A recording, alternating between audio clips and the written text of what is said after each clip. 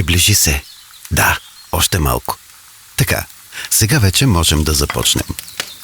Днес ще направим нещо, което не сме правили. Ще ти покажем тайната рецепта за нашия лопър. Юристите ни сигурно не са много щастливи. Ето и първата стъпка.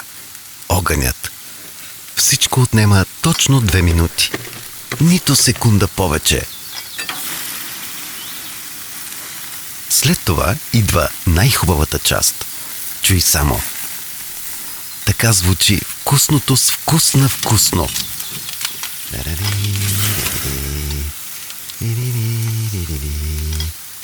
Месото си цвърчи на огъня и след точно 56, 57, 58, 59, 60 секунди се обръща.